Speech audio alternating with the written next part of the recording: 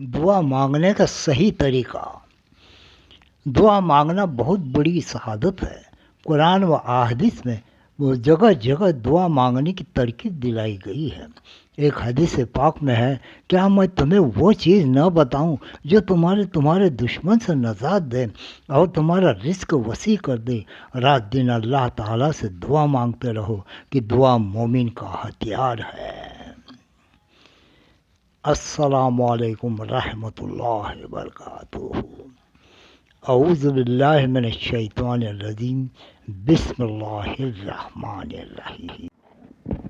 مکی مدنی سرکار صلی اللہ علیہ وسلم کا فرمان مشکبار ہے، بلا اترتی ہے پھر اس کی دعا اس سے جا کر ملتی ہے، پھر دونوں قیامت تک جھگڑا کرتے رہتے ہیں۔ یعنی دعا اور بلا میں قیامت تک جھگڑا شروع ہوتا ہے۔ یہ حدیث ہے۔ دوسری حدیث اس طرح سے ہے، حضرت سیدنا ابو ذر غفاری رضی اللہ تعالیٰ عنہ فرماتے ہیں، عبادت میں دعا کا وہی حیثیت ہے جو کھانے میں نمک کی ہے۔ ابھی دعا کے 3 فائدے ہم آپ کو بتاتے ہیں۔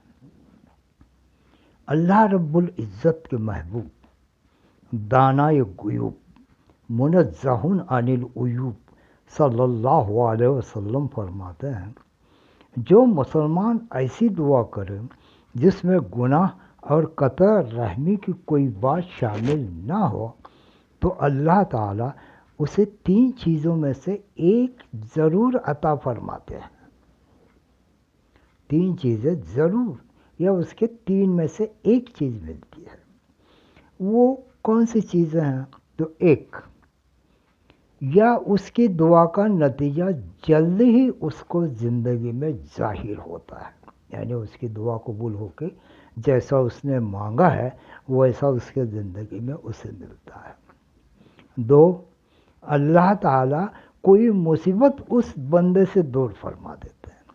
اگر بندے نے جو چیز مانگی ہے وہ اگر اسے نہیں ملی تو اللہ تبارک و تعالیٰ کوئی دوسری مصیبت اس بندے سے دور فرما دیتے ہیں۔ اور تیسرا طریقہ کیا ہوا؟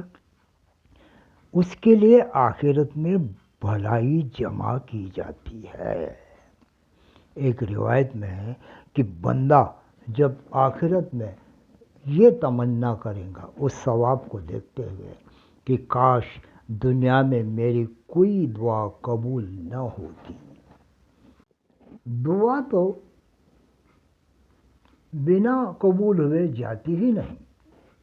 اس کا دنیا میں اگر اثر ظاہر نہ بھی ہو تو آخرت میں اجر و ثواب مل ہی جائے گا۔ لہٰذا دعا میں سستی کرنا مناسب نہیں ہے۔ اب دعا کے 5 فائدے ہم آپ کو بتاتے ہیں۔ 1، پہلا فائدہ یہ ہے کہ اللہ رب العزت کے حکم کی پیروی ہوتی ہے کہ اس کا حکم ہے مجھ سے دعا مانگا کرو، جیسا کہ قرآن پاک میں ارشاد ہے۔ یہ آیت آپ کو اسکرین پہ دکھائی جا رہی ہے، مجھ سے دعا کرو میں قبول کروں گا۔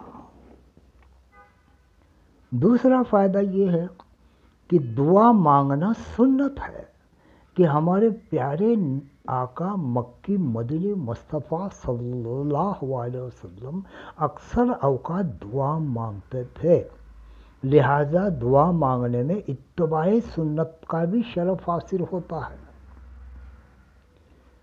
تیسرا فائدہ یہ ہے، دعا مانگنے میں اطاعت رسول صلی اللہ علیہ وسلم بھی ہے کہ آپ صلی اللہ علیہ وسلم دعا کی اپنے غلاموں کو تاکید فرماتے رہتے۔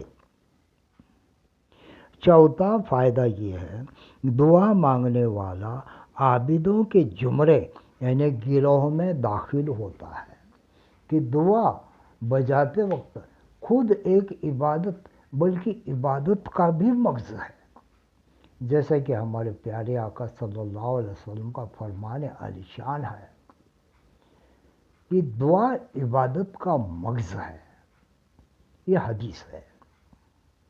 5واں فائدہ یہ ہے، دعا مانگنے سے یا تو اس کا گناہ معاف کیا جاتا ہے یا دنیا ہی میں اس کے مسائل حل ہوتے ہیں، یا پھر وہ دعا اس کے لیے آخرت کا ذخیرہ بن جاتی ہے۔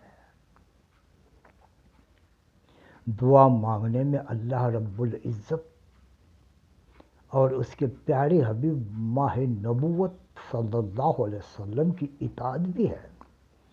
دعا مانگنا سنت بھی ہے۔ دعا مانگنے سے عبادت کا ثواب بھی ملتا ہے، نس دنیا و آخرت کے متعدد فوائد حاصل ہوتے ہیں۔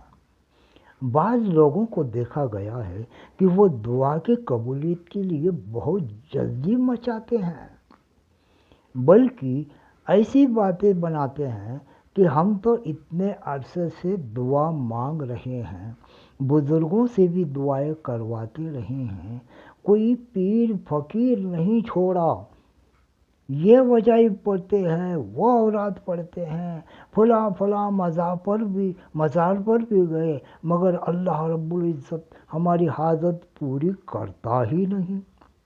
بلکہ بعض یہ بھی کہتے سنے جاتے ہیں کہ نہ جانے ایسا کون سا گناہ ہو گیا ہے کہ جس میں ہمیں سزا مل رہی ہے۔ ان کی اس طرح کی باتوں کا اللہ تبارک و تعالیٰ نے ایک آیت میں جواب دیا ہے۔ یہ پارہ نمبر 15 میں سورہ بنی اسرائیل میں آیت آتی ہے، آیت نمبر ہے 11، جو اب اسکرین پہ دکھائی جا رہی ہے۔ بسم اللہ الرحمن الرحیم۔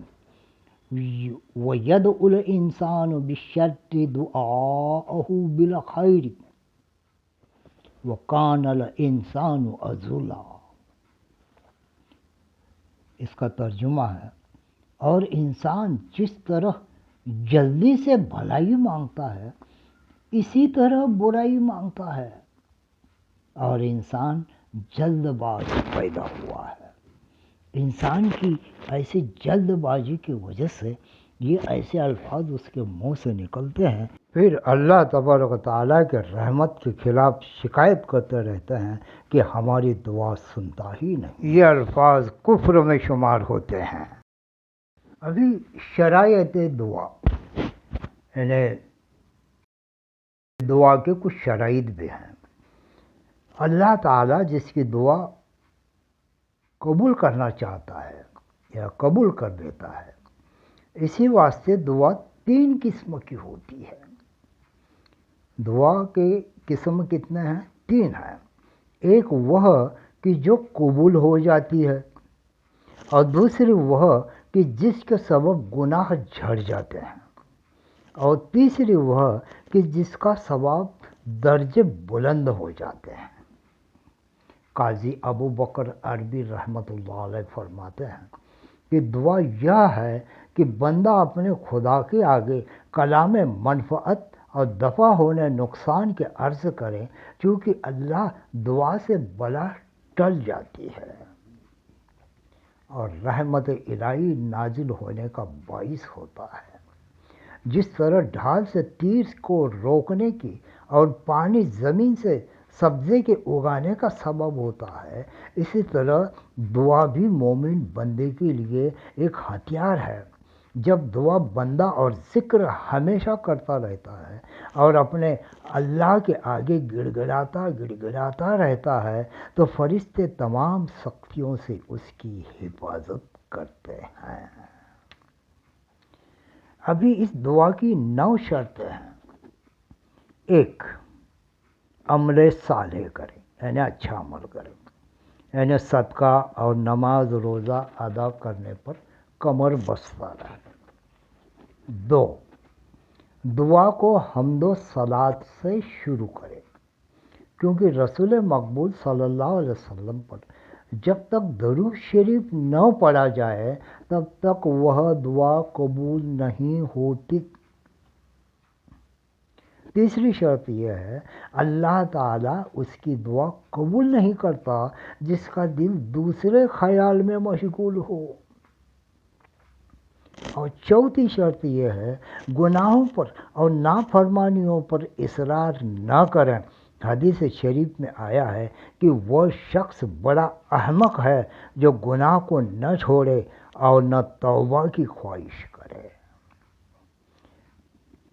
پانچویں شرط یہ ہے، خلوص ہر عمل کی بنیاد ہے، یعنی دعا مانگتے وقت ہماتن اللہ کی طرف متوجہ رہے۔